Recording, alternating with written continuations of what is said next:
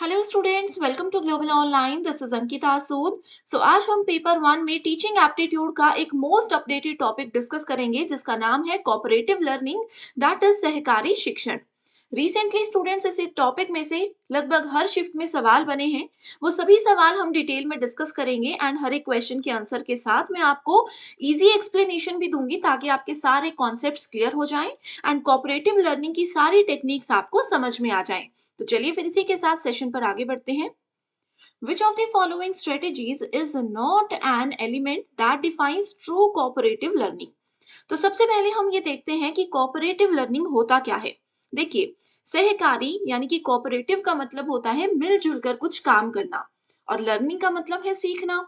तो जिस मेथड में स्टूडेंट्स मिलजुल कर एक साथ कोई काम करते हैं, किसी एकेडमिक गोल को अचीव करते हैं, उसको हम कोऑपरेटिव लर्निंग टेक्निक बोलते हैं। जैसे आप लोगों को स्कूल और कॉलेज में कोई प्रोजेक्ट कंप्लीट करने के लिए दिया जाता था, जिस प्रोजेक्ट में 3 से 4 स्टूडेंट्स का ग्रुप बनता था। आप लोग क्या करते थे, मिलजुल कर उस प्रोजेक्ट को कंप्लीट करते थे। तो ये टेक्निक जो है वो हमारी कोऑपरेटिव लर्निंग टेक्निक होती है। ठीक है, अब इस क्वेश्चन में पूछा है कि इनमें से कोऑपरेटिव लर्निंग टेक्निक स्ट्रेटेजीज से रिलेटेड कौन सा एलिमेंट नहीं है। देखिए, ग्रुप प्रोसेसिंग मैंने आपको अभी बताया, ये तो होगा, बट हमें नहीं वाला ऑप्शन ढूंढना है, तो इसलिए 3 गलत आंसर है। अब ग्रुप में हम लोग क्या करते हैं, कोलेबोरेटिव काम करते हैं, यानी कि एक दूसरे की मदद करते हुए काम करते हैं। सोशल स्किल्स हमारी बढ़ती है, सामाजिक कौशल बढ़ता है जब हम लोग ग्रुप में कुछ काम करते हैं। तो ये भी हमारा सही आंसर नहीं होगा क्योंकि हमें नॉट ऑप्शन को ढूंढना था। आगे है positive interdependence and individual accountability. अब इस चीज को ध्यान से समझिएगा। जब भी आप कोई प्रोजेक्ट करते थे, ग्रुप में काम करते थे, तो पॉजिटिव इंटरडिपेंडेंस होती थी, यानी कि आप सब लोग एक दूसरे पर निर्भर होते थे, लेकिन एक पॉजिटिव वे में। इसका मतलब ये है कि ग्रुप में हर एक व्यक्ति अगर अपना गोल अचीव करना चाहता है, तो वो कहीं ना कहीं दूसरे व्यक्ति पर निर्भर होगा, है ना। और इससे क्या होता था, स्टूडेंट थोड़े और ज्यादा मोटिवेटेड होके काम करते थे, क्योंकि ये काम सिर्फ वो अपने लिए नहीं, पूरे ग्रुप के लिए कर रहे थे। राइट, इसको बोलते हैं पॉजिटिव इंटरडिपेंडेंस, कि ग्रुप में हर एक व्यक्ति अपनी सक्सेस के लिए कहीं ना कहीं पॉजिटिवली किसी दूसरे पर निर्भर कर रहा है। Right, positive interdependence and individual accountability.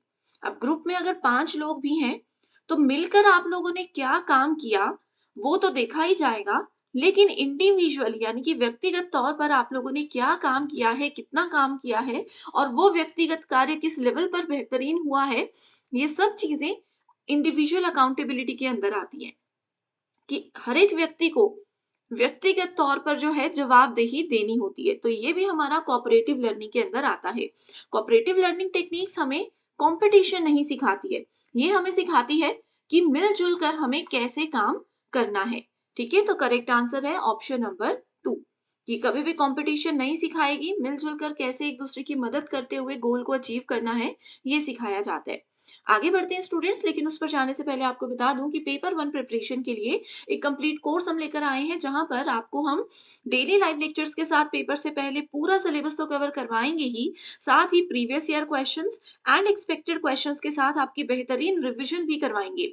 आप सभी की बेहतरीन प्रैक्टिस के लिए मॉक टेस्ट है जो कि हिंदी और इंग्लिश में रहेंगे। रिवीजन एमसीक्यूज है जिसमें हर एक क्वेश्चन के आंसर के साथ आपको एक्सप्लेनेशन दी जाती है, ताकि आपके कॉन्सेप्ट्स भी आसानी से रिवाइज हो जाएं और अलग से कोई बुक आपको लेने की जरूरत ना पड़े। ठीक है, न्यू बैच हमारा 1 मई से स्टार्ट हो रहा है, जिसको ज्वाइन करने के लिए आप गिवन व्हाट्सएप नंबर्स पर कांटेक्ट कर सकते हो। मॉर्निंग एंड इवनिंग में हमारे बैचेस होते हैं, आप किसी भी बैच को कभी भी ज्वाइन कर सकते हो। साथ ही डेमो क्लासेस के लिए ग्लोबल ऑनलाइन ऐप को डाउनलोड करिए। स्टोर सेक्शन पर सर्च बार में लिखिए UGC net 2025 paper one. Content पर जाकर आप देखेंगे डेमो क्लासेस अवेलेबल है, रिकॉर्डेड सेशंस भी आपको मिलेंगे। कई स्टूडेंट्स लाइव क्लासेस ज्वाइन नहीं कर पाते, तो आप लोग रिकॉर्डेड कोर्स में एनरोल हो सकते हैं। लाइव क्लासेस भी यहाँ पर अपने टाइम के अकॉर्डिंग आप कभी भी देख सकते हैं।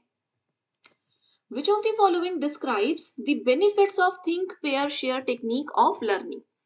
इस टेक्निक को सिंपली हम टीपीएस के नाम से भी जानते हैं। देखो, कोऑपरेटिव लर्निंग में अगर स्टूडेंट्स का ग्रुप बनाया गया है और उनको कोई टास्क दिया गया है, तो सबसे पहले स्टूडेंट्स इंडिविजुअली क्या करेंगे, उस टॉपिक के बारे में, उस टास्क के बारे में सोचेंगे। That is your think.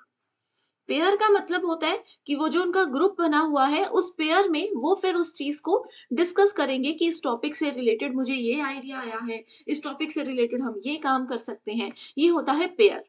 आगे आता है शेयर। तो अब उन लोगों ने अपने पेयर में डिस्कस कर लिया। अब वो पूरी क्लास के साथ उस जो भी डिस्कशन हुआ है ग्रुप के अंदर उसको वो शेयर करेंगे। तो ये होता है थिंक पेयर शेयर टेक्निक। अब इसके बेनिफिट क्या है? ये बोल रहा है कि स्टूडेंट्स की कम्युनिकेशन स्किल्स बढ़ती हैं, प्रॉब्लम सॉल्विंग स्किल्स बढ़ती है, क्रिटिकल थिंकिंग बढ़ती है, या ऑल ऑफ द अबव।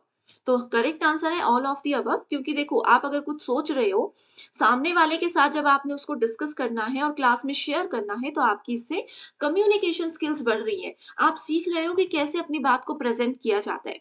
इसके बाद प्रॉब्लम सॉल्विंग स्किल्स। अब सोचकर आप बहुत सारे आइडियाज भी जनरेट कर रहे हो, तो आप प्रॉब्लम सॉल्विंग स्किल्स को डेवलप कर रहे हो। और क्रिटिकल थिंकिंग होती है किसी चीज को डीप में समझना, कि इसमें से क्या सही निकाला जा सकता है, क्या गलत निकाला जा सकता है। तो ये सारी चीजें हमारी कोऑपरेटिव लर्निंग टेक्निक हमें सिखाती है। In which strategy of cooperative learning students are separated into inner and outer circle. इस क्वेश्चन में आपको इससे ज्यादा कुछ पढ़ने की जरूरत ही नहीं है। अगर आप समझ जाते हो कि इनर एंड आउटर सर्कल हमारे फिश बाउल मेथड में होते हैं। देखो अब इसकी वर्किंग आपको समझाती हूँ। पूरी क्लास है हमारी, उसको दो हिस्सों में बांट दिया जाता है। एक होता है आउटर सर्कल, एक होता है इनर सर्कल। जो इनर सर्कल वाले स्टूडेंट्स होते हैं, ये जो भी टॉपिक दिया गया है उसको डिस्कस करते हैं। और जो आउटर सर्कल वाले स्टूडेंट्स होते हैं, वो सिर्फ उस चीज को, उस डिस्कशन को ध्यान से सुनते हैं। देखो यहाँ पर लिखा भी है, in the inner circle students have a discussion and students in the outer circle listen to the discussion. यही चीज आपको क्वेश्चन में भी लिखी है। तो ये होता है फिश बाउल मेथड। एक और सवाल इस फिश बाउल में से ये बनता है कि क्या ये वाला मेथड जो है वो आप एक स्टूडेंट की लिसनिंग स्किल्स को डेवलप करता है? तो बिल्कुल करता है। ये जो आउटर सर्कल वाले स्टूडेंट्स होते हैं ना, ये सिर्फ सुन रहे हैं और इनकी लिसनिंग स्किल को इम्प्रूव किया जा रहा है। क्यों? क्योंकि जो अंदर डिस्कशन अभी हो रहा है, उस डिस्कशन को ये अभी सुनेंगे और डिस्कशन एंड होने पर हो सकता है इनसे फीडबैक लिया जाए, इनसे इससे रिलेटेड सवाल पूछे जाएं।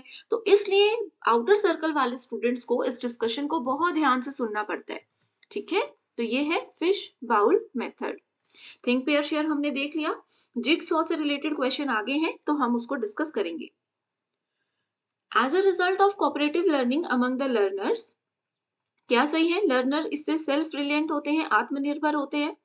और लर्नर्स लर्न इक्वली, हर एक स्टूडेंट जो है ग्रुप में वो एक बराबर लेवल पर सीखते हैं। ये तो चीज देखो कभी पॉसिबल नहीं हो सकती। हर एक बच्चे का अपनी मेंटल एबिलिटीज होती हैं, कोई कुछ ज्यादा सीख रहा है, कोई कुछ कम उस डिस्कशन से सीख रहा होगा। आगे है लर्नर्स मोटिवेशन डिक्लाइंस। एक नेगेटिव टर्म है कि प्रेरणा कम होती है। नो, कोऑपरेटिव लर्निंग तो स्टूडेंट्स को स्किल्स डेवलप करने में हेल्प करता है ना।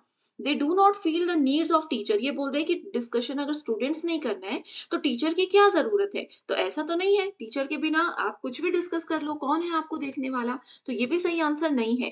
तो इजीली हम अपने करेक्ट आंसर तक पहुंच गए हैं कि कोऑपरेटिव लर्निंग टेक्निक्स जो है वो लर्नर को सेल्फ रिलेंट बनाती है, आत्मनिर्भर बनाती है। कि ग्रुप में तो आप काम कर रहे हो, लेकिन इंडिविजुअली आप क्या टास्क कर रहे हो, किस लेवल पर आपने किया, ये सब कोऑपरेटिव लर्निंग स्टूडेंट्स को सिखाता है। Which of the following cooperative learning activities and models are used by teachers in the classroom? So यहाँ पर तीन एक्टिविटीज और मॉडल्स आपके सामने दिए हैं, सबको हम डिटेल में डिस्कस करेंगे। लेकिन स्टूडेंट्स उससे पहले आप मुझे बताइए, ये जो सेशन हमारा चल रहा है, जैसे topic wise most updated questions आपके लिए लेकर आई हूँ। अगर आप चाहते हो कि ऐसे ही पूरे पेपर 1 के हर एक यूनिट वाइज मैं इंपॉर्टेंट टॉपिक्स लेकर आऊं, उसके क्वेश्चंस लेकर आऊं और डिटेल में ऐसे ही समझाऊं, तो आप मुझे कमेंट करके बता दो कि मैं इस सीरीज को कंटिन्यू करूं या फिर नहीं। तो इस क्वेश्चन को ध्यान से समझेंगे कि यहाँ पर बोला है कि क्लासरूम में टीचर्स कौन सा मेथड यूज करते हैं। तो सबसे पहला मेथड आता है ग्रुप एक्सप्लोरेशन। देखो, एक पूरा ग्रुप बना दिया स्टूडेंट्स का, वो सब क्या कर रहे हैं, किसी टॉपिक को उनको टीचर ने दे दिया। ठीक है, एक टॉपिक टीचर ने स्टूडेंट्स को दे दिया। अब जो स्टूडेंट्स का ग्रुप है वो उस चीज को एक्सप्लोर करेंगे, वो समझेंगे कि क्या टॉपिक है, इसमें से क्या क्या कंटेंट निकाला जा सकता है। तो ये एक ऐसा मेथड है जो कि टीचर यूज करते हैं स्टूडेंट्स को ग्रुप में कुछ चीज सिखाने के लिए। तो ए हमारा सही आंसर है। इसके बाद दूसरा आता है जिगसॉ मेथड। सो जिगसॉ मेथड में स्टूडेंट्स क्या करते हैं, एक स्मॉल ग्रुप में काम करते हैं, ठीक है, एंड स्पेसिफिक एस्पेक्ट है, जैसे एक बड़ा सा टॉपिक आप लोगों को मैंने दे दिया, उस टॉपिक के छोटे छोटे पार्ट्स स्टूडेंट्स आपस में डिवाइड कर लेते हैं। जैसे कि एक स्टूडेंट को मैंने बोला कि आप इस टॉपिक का बेसिक निकाल कर आओ, आप इस टॉपिक की एडवांटेजेस निकालो, कोई इसकी डिसएडवांटेजेस निकाल रहा है, ठीक है। तो स्टूडेंट्स क्या करते हैं, एक बड़े टॉपिक को छोटे छोटे हिस्सों में डिवाइड करते हैं और अपना अपना जो पार्ट उनको मिला है उसमें वो मास्टर कर लेते हैं। मास्टर करने का मतलब है कि वो उसमें पूरी जानकारी निकाल कर लेकर के आते हैं और वो उस टॉपिक में फिर एक्सपर्ट बन जाते हैं। स्टूडेंट उस पर्टिकुलर फील्ड में, उस टॉपिक में ऐसे नॉलेज इकट्ठा करने से एक्सपर्ट बन जाते हैं। That is your jigsaw method. आगे है स्टूडेंट टीम अचीवमेंट डिवीजन। तो obviously student team division achievement में स्टूडेंट्स की एक टीम बनाई जाती है, ग्रुप बनाया जाता है। इस मेथड में स्टूडेंट्स काम तो एक साथ मिलजुल कर करते हैं, लेकिन अपना काम पूरा होने के बाद, कुछ नई चीज ग्रुप में सीखने के बाद इंडिविजुअल टेस्ट करते हैं, यानी कि अपना टेस्ट करते हैं कि मैंने इस पूरे ग्रुप में क्या सीखा, मैंने कितने एफर्ट्स इसमें डाले थे और कितनी लर्निंग मेरी हुई है। ये होता है हमारा स्टूडेंट टीम अचीवमेंट डिवीजन। तो करेक्ट आंसर है ऑप्शन नंबर 2, 1, 2 एंड 3। ये देखिए इसकी एक्सप्लेनेशन यहाँ पर दी हुई है, तो आप आसानी से जब रिवाइज करोगे तो इसको पढ़ सकते हो, क्योंकि पीडीएफ आप लोगों को व्हाट्सएप ग्रुप्स में मिल जाएगी। और जिनको इसके बारे में नई जानकारी है, तो आप एक काम करिए, इस वाले नंबर पर व्हाट्सएप के थ्रू कांटेक्ट हमें कर सकते हो। In cooperative learning method the role of a teacher is, role teacher का क्या रहता है कोऑपरेटिव लर्निंग में, ये एक फैसिलिटेटर भी है और डेलीगेटर भी है, सुविधाकर्ता भी है और प्रतिनिधि भी है, कि डिस्कशन को स्टार्ट करना है, स्टूडेंट्स को टॉपिक देना है, स्टूडेंट्स टॉपिक सही से पकड़ रहे हैं या नहीं, समझ रहे हैं या नहीं, ये सब चीजें देखना एक टीचर का काम है। Which technique of cooperative learning was developed by Frank T. Lyman? So Frank T. Lyman ने think pair share टेक्निक जो है वो हमें दी थी। अब ये एक बेसिक क्वेश्चन है, ज्यादा इसको ध्यान नहीं देना, पेपर में हर बार ये नहीं पूछा जाता, ठीक है। थिंक पेयर शेयर देखो, जो आपको अभी मैंने एक्सप्लेन किया था प्रीवियस क्वेश्चन में, वही एक्सप्लेनेशन यहाँ पर डिटेल में लिखी हुई है। Cooperative learning is an alternative to, अब देखो कोऑपरेटिव लर्निंग किस चीज का विकल्प है। So teaching methods that promote negatively associated learning goals. So देखो कुछ टीचिंग मेथड्स ऐसे होते हैं जो कि लर्निंग गोल्स को नेगेटिवली एसोसिएट करते हैं, उसको प्रमोट करते हैं। तो इस चीज का एक विकल्प बनाया गया कोऑपरेटिव लर्निंग, की स्टूडेंट्स इंटरेक्शन के साथ, ठीक है, एक इंटरेक्टिव वे में क्लास में चीजों को सीखें और समझें। The number of students in cooperative learning groups are, इतनी देर से हम ग्रुप्स की बात कर रहे हैं, तो टोटल कितने स्टूडेंट्स होने चाहिए, तो इसमें टोटल 5 to 6 स्टूडेंट्स होने चाहिए।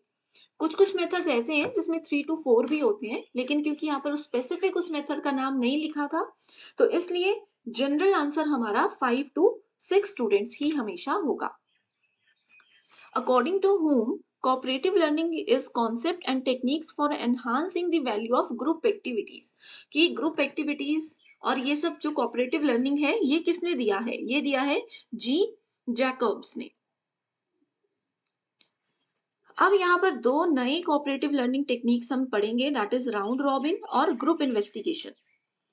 सो in round robin cooperative learning strategy, students work together to achieve a common goal और कंप्लीट अ टास्क, ठीक है। ये बोल रहे हैं कि इकट्ठे मिलते हैं स्टूडेंट्स और टास्क को अपना कंप्लीट करते हैं, तो ऐसा बिल्कुल भी नहीं है।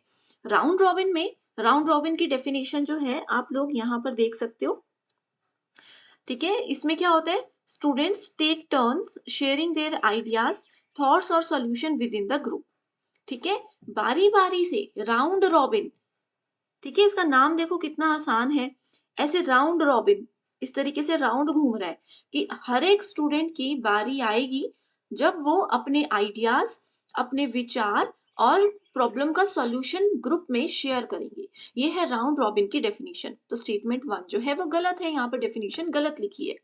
सेकेंड है in group investigation cooperative learning strategy, students take turn sharing their ideas, ये गलत है, क्योंकि अभी हमने देखा कि राउंड रॉबिन की डेफिनेशन यहाँ पर लिखी है।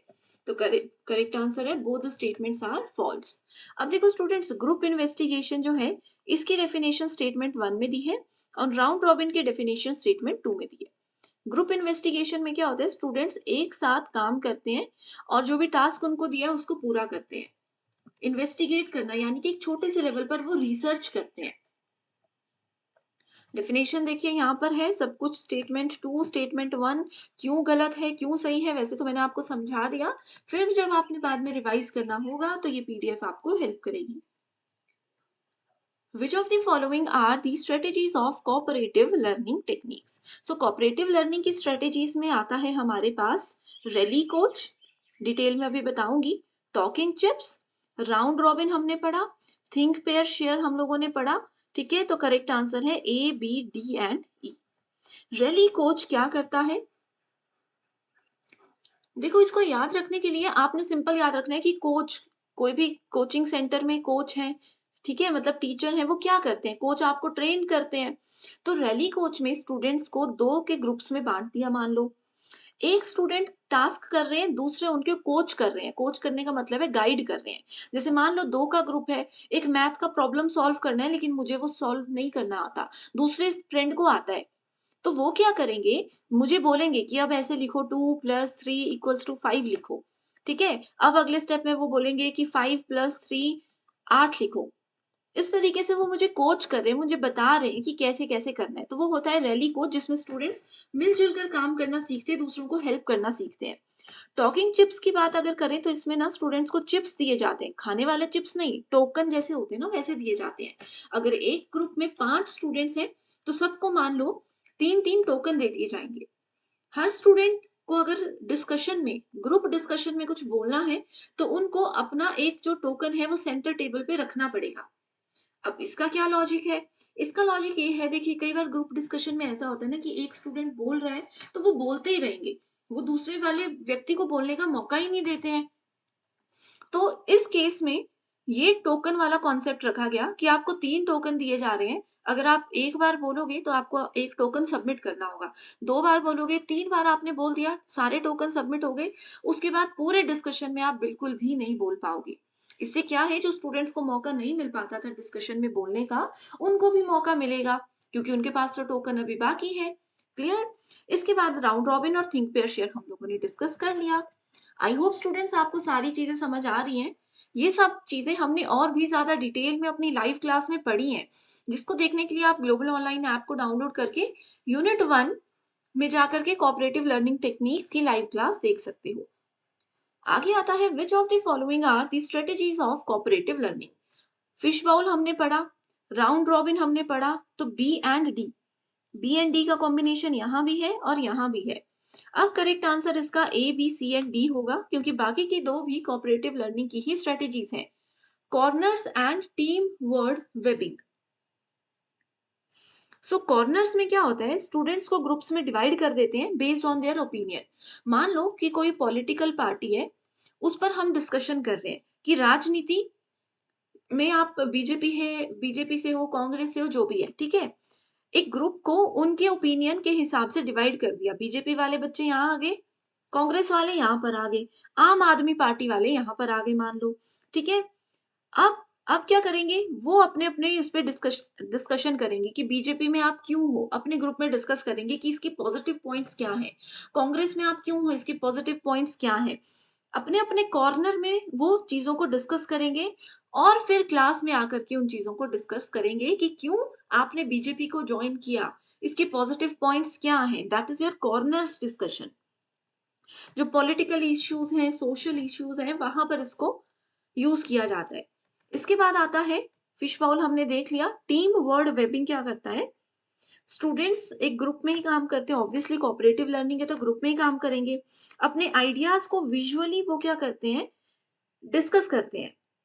आपका जो पहला पुराना नॉलेज है किसी चीज को लेकर के, उसको यहाँ पर डिस्कशन में आप अच्छे से यूज कर रहे हो, उसके बेसिस पे कनेक्शंस को क्रिएट कर रहे हो। ठीक है, सो यहाँ पर देखिए पूरा आप लोगों के सामने डेफिनेशंस लिखी हुई हैं। एंड स्टूडेंट्स पेपर 1 क्या, पूरा का पूरा पेपर 1 की जितनी भी यूनिट्स हैं, सब में आपको एमसीक्यूज हम अगर दे रहे हैं तो इस तरीके से उसमें एक्सप्लेनेशन आपको प्रोवाइड करवाई जाती है। ठीक है, according to David and Johnson, which of the following are the basic element of cooperative groups? So cooperative learning groups के basic element है individual accountability, positive interdependence and promotive interaction. Promotive interaction है कि आप अगर group में हो तो आप सामने वाला अगर कोई व्यक्ति घबरा रहा है डिस्कस करने से तो उसको थोड़ा सा प्रोत्साहन भी दो। पॉजिटिव इंटरडिपेंडेंस का मतलब है कि एक दूसरे पर पूरा ग्रुप का काम निर्भर है। अगर एक ग्रुप को आप चार एक टास्क को आप चार हिस्सों में बांट रहे हो तो सब लोग जब अपना काम पूरा करेंगे तभी तो वो प्रोजेक्ट आपका पूरा होगा। तो कहीं ना कहीं आप एक दूसरे पर पॉजिटिवली इंडिपेंडेंट हो। और इसमें इंडिविजुअली आपने कौन सा टास्क किया है, क्या काम किया है। अब देखो, जब प्रोजेक्ट होते थे स्कूल में वाइवा में पूछते थे ना कि आप दो लोगों ने प्रोजेक्ट किया है, आपने क्या किया और आपके फ्रेंड ने क्या काम किया, कैसे-कैसे किया? तो इंडिविजुअली आपने क्या किया, कैसे किया, ये भी आपसे पूछा जाता था। In which method of collaborative learning the main purpose is to develop listening skills. मैंने आप लोगों को ऑलरेडी ये बताया है कि लिसनिंग स्किल्स को डेवलप करने के लिए हमारे पास कौन-सा मेथड यूज़ किया जाता है? इसमें यूज़ किया जाता है fish bowl method, that is option number 3।